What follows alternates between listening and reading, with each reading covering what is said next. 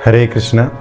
आज आपण संत एकनाथ महाराजांचा एक अभंग हरिनामाविषयी त्यावर चर्चा करूया. अभंग असा आहे. आवडीने भावे हरिनाम घे, तुझी चिंता त्यासी सर्व आहे.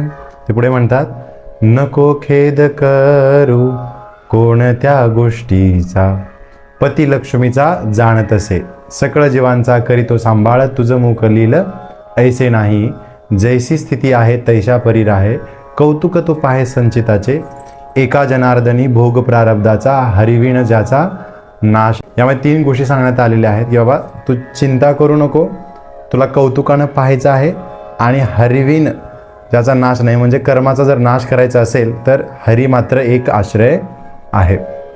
तर पहिलं सांगितलं आवडीने भावे हरिनाम घे. जेव्हा आपण जप करतो त्यावेळी आपण जर समस्या आठवत असू, अरे माझं हे प्रॉब्लेम आहे, ते प्रॉब्लेम आहे, ते प्रॉब्लेम, याचा अर्थ काय आहे, आपला जप चालू आहे इकडे आणि आपण समस्यासोबत आहोत. इथं समस्या आहे, त्या समस्यासोबत आपण चिंतन आपलं त्यांचं चालू आहे, है ना. तर आपल्याला काय करायचं आहे, जप करत असताना आपल्याला कृष्णाला चिटकून राहायचं आहे, म्हणजे हरिनामाला चिटकून राहायचं आहे, आपल्या समस्येला नाही. त्यासाठी निश्चिंत वर्ड लक्षात ठेवा. निश्चिंत म्हणजे निश्चिंत व्हायचं आहे, असं समजायचं सगळे प्रॉब्लेम सुटलेले आहेत आणि आपण जप करतो. तर जपाच्या वेळी आपल्याला मग तेव्हा आपल्याला आत्मसाक्षात्काराकडे आपण कोण आहोत, भगवंतांचं आपलं काय नातं आहे, याच्याकडे हळूहळू आपलं शिफ्टिंग होईल.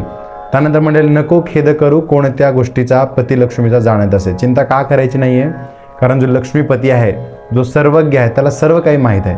एखादा कण जर एका दगडाला थडकून वाऱ्यानं उडून इकडून तिकडून, आहे ना, कुणाच्या लाता खात काय वगैरे असा धुळीतला कण शेवटी जाऊन कुठे थांबतो ना, तेही भगवंतांना माहीत आहे. तर भगवंत आपल्यासोबत आपल्या हृदयामध्ये राहत आहेत. भगवंतांना आपल्याबद्दल प्रत्येक गोष्ट माहीत आहे ना. आणि सांगितलेलं सकळ जीवांचा करीतो सांभाळ, तुझं मोकलीलं ऐसे नाही. अरे सगळ्या जीवांचा तो सांभाळ करायला लागलेला आहे. याचं एक छोटंसं उदाहरण देतो मी एकदा पुण्यामध्ये एका बस स्टेशनवरती होतो. तर तिथे एक वडापाववाला वल्लभनगरला वडापाववाला जो होता तो आपला वडापाव घेऊन विकत येतो टोपलीवरती, आणि त्यातला एक पाव खाली पडला. मी खिडकीतून बघत होतो. अरे मला वाटलं एवढा तो विनोद ऐकतं विचारा, आणि त्याचं पाव पडला खाली. त्याला वाईट वाटलं, त्याचं वाईट झालं असेल. तर जसा तो पाव खाली पडला तर तिथून एक उंदीर आला बिळातनं, आणि त्यांनी तो पाव घेतला आणि आतमध्ये निघून गेला. तेव्हा माझ्या लक्षात आलं की अरे नाही, भगवंत सगळ्यांची काळजी करत आहेत, है ना. नको खेद करू कोणत्या गोष्टीचा, पती लक्ष्मीचा जाणत असे, सकळ जीवांचा करीतो सांभाळ, तुझं मोकलील ऐसे नाही. मोठे मोठे हत्ती आहेत आणि सगळ्यात छोटे छोटे किडे पण आहेत. प्रत्येकाचा सांभाळ भगवंत करत आहेत. आपल्याला आपलं कर्तव्य करायचं आहे आणि निश्चिंतपणे राहायचं आहे. शेवटी म्हणलेलं आहे की एका जनार्दनी भोग प्रारब्धाचा, जे काय असेल आपलं प्रारब्ध असतंय, प्रारब्ध आपले कालचे कर्म, है ना, आणि वेळ काळ हे सगळं मिळून फळ येतं, है ना. कर्म प्रारब्ध आणि काळ मिळून येतं फळ. तर आपल्याला काय करायचं आहे, आत्ताचे जे कर्म आहेत आपले ते आपल्याला पॉझिटिव्ह करत राहायचं, मग त्याचं पॉझिटिव्ह फळ आपल्याला येतं. पण आपलं पाप आहे त्याचं पण फळ येतं, आपलं पुण्य आहे त्याचं पण फळ येतं, है ना. पापामुळे पण व्यक्ती इथे अडकतो आणि पुण्यामुळे पण व्यक्ती इथेच अडकतो, आहे की नाही. एखाद्याने जर भरपूर चांगलं पुण्य केलं असेल, पाट्या पेन्सिल वगैरे वाटले शाळेमध्ये, तर त्याला पुढच्या जन्मी फॅक्टरीमध्ये, पाट्याची फॅक्टरी असेल, पेपरची फॅक्टरी असेल, यामध्ये त्याचा मालिक तो बनेल, असा पण जन्म त्याला मिळू शकतो. म्हणजे काय होतं, इथे पापाने पण पुण्याने पण ह्या जगातच अडकतो. भगवत धामाला मोक्षप्राप्ती कधी होते, हरिविण ज्याचा नाश नाही, असं शेवटच्या लाईनमध्ये म्हणतात की बाबा एका जनार्दनी भोग प्रारब्धाचा, हरिविण ज्याचा नाश नाही. जेव्हा आपण हरीची शरण घेतो, म्हणजे पाप आणि पुण्याच्या पलीकडे आहे भक्ती. भगवंतांना, आपल्या वडिलांना आपण शरण जातो, भगवंता आता मी तुमचा आहे, माझा स्वीकार करा. तर त्यावेळी काय होतं, ह्या पापाचा पण पुण्याचा पण नाश होतो आणि आपल्याला भगवंताची प्राप्ती होते. आपल्या खऱ्या खऱ्या घरी परत वैकुंठाला, गोलोकाला आपल्याला जायला मिळतं.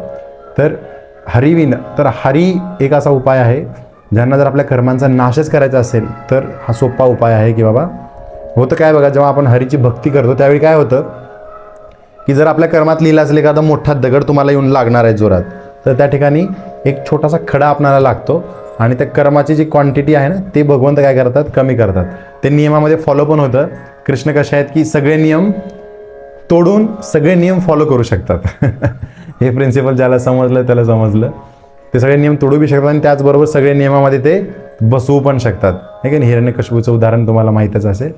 तर मग आपल्याला काय करायचं, निश्चिंत होऊन दररोज आपला जो ठराविक विशेष ठरलेला जो जप आहे तो आपल्याला दररोज आपला जप निश्चिंत होऊन भगवंतांना पूर्ण शरण जाऊन, भगवंत आपल्या सोबत आहेत, आपल्या बाहेर शक्तीमध्ये पण आहेत आणि भगवंत वैकुंठात पण आपली वाट पाहत आहेत, आहे की नाही. तर भगवंतांना प्राप्त करण्यासाठी आपल्याला भगवंताचं नाव घेऊन शुद्ध व्हायचं, मग हृदय शुद्ध होईल तर नाम रूप गुण लीला सर्व काही प्रकट होईल, त्याला म्हणतात स्वरूप सिद्धी.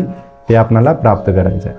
आवडीने भावे हरिनाम घेई, तुझी चिंता त्याशी सर्व आहे. तर तुम्ही चिंता करू नका, त्याला त्याची चिंता आहे. तुम्ही काळजी करा, तुमचं कर्तव्य करा आणि तुम्ही नाम घेत राहा. हरे कृष्ण.